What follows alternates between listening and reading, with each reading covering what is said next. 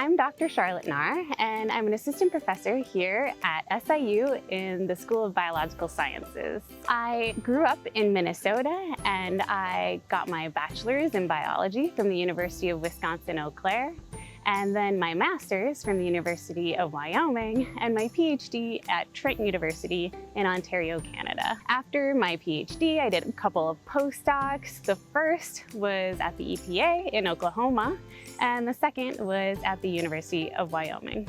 In January of 2020, I joined the faculty here at SIU, and since then, my students and I have been working to get a better understanding of the ecology of freshwater ecosystems.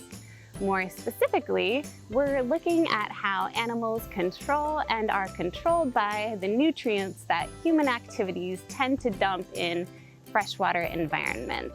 In my lab, we tend to focus on the smaller critters that occupy freshwater environments, and that's not just because they're super neat to look at, it's also because smaller animals tend to live faster than bigger ones. For example, most invertebrates, most freshwater invertebrates, are growing faster, dying, and reproducing faster than something like a fish. And this is really important because it means that they're responding faster to nutrient changes in their environment. And what's super cool about these invertebrates is that when they achieve high enough densities, they actually can start to create a feedback and actually control the nutrients in their environment. To understand how animals both respond to and alter nutrients in their environment, my lab uses a variety of techniques. One of the most straightforward ways of examining how nutrients affect an animal and vice versa is by manipulating the nutrient content of an animal's diet and then measuring that animal's responses over time in an experiment. The nutritional content of an animal's diet isn't just important for that animal, it's also important for the parasites that are feeding on that animal. Another relationship that we study in my lab is that relationship between the parasite and the diet of its host. And this is important to understand because it's possible that when humans dump nutrients into freshwater ecosystems, they might be inadvertently stimulating some parasites more than others.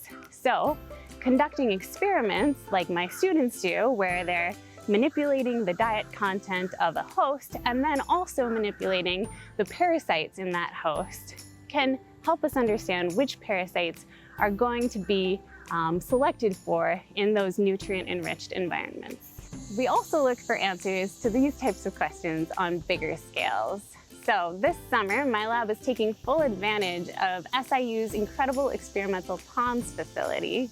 So my students are going out multiple times a week, measuring nutrients and dissolved carbon dioxide concentrations and other parameters in these ponds, and trying to link those to the community level patterns that we're seeing in invertebrates and fish. And of course, at some point, you've got to get out into nature and see if the patterns that you're observing in experiments are actually holding out in the complexity of nature. Southern Illinois is a great place for doing this because between the swamps of the Cache and the Mississippi River, and even right here on Campus Lake, we've got an incredibly diverse array of freshwater habitats. And within those habitats, we've got tons of invertebrates. So you could spend many lifetimes looking at the relationship between each of these invertebrates and the nutrients in their habitat.